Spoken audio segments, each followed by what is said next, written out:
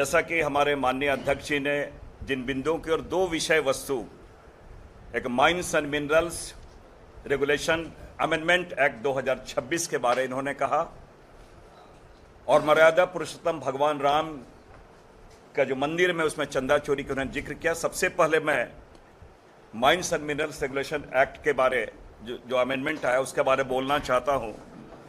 सबसे महत्वपूर्ण चीज यह है कि खनिज झारखंड का, जमीन झारखंड का, प्रदूषण यहां के लोगों के लिए, विस्थापन यहां के लोगों के लिए, और निर्णय कौन करेगा? दिल्ली करेगा। यह पूरे कॉन्स्टिट्यूशन का जो फेडरल कैरेक्टर है उस पर एक बड़ा कुठाराघात है। दूसरी बात यह हम कहना चाहेंगे, ये जो राइट जो मिला था हमें सेस लगाने का, झारखंड जो अगर लगाया था, ये सुप्रीम को माननीय सर्वोच्च न्यायालय के आदेश के अनुपालन में हम लोग किए थे। तो क्या मोदी जी की अहंकारी सरकार सुप्रीम कोर्ट से भी ऊपर हो गई है क्या?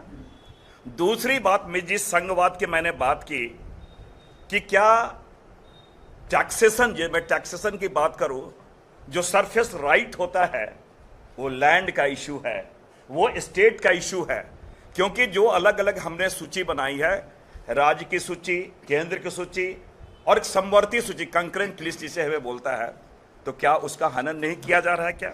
दूसरी बात, मैं एक बात और कहना चाहूंगा कि यहां विशेषकर झारखंड के लोगों से, जो भारतीय जनता पार्टी के जो निर्वाचित हमारे सदस्य, जो माननीय सांसदगण हैं, एक मंत्री भी हैं यहां पर से, कितनी दुखद स्थिति है कि मैं समझता हूं इससे बड़ा हास्यास्पद या झारखंड का लोगों के साथ नाइंसाफी क्या हो सकती है?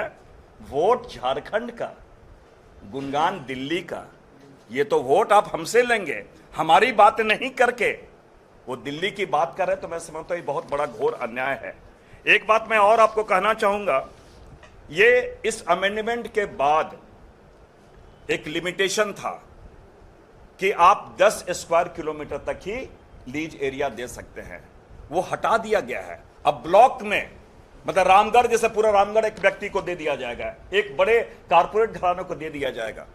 तो ये क्या शो करता है? इससे पैसा कानून इफेक्ट होगा, फॉरेस्ट राइट एक्ट हमारा ये होगा, फिर हमारा विस्थापन की बातें, बहुत सारे मसले जो है, इससे कहीं ना कहीं उसके वे ऑफ लाइफ पे अंतर पड़ना जा रहा है।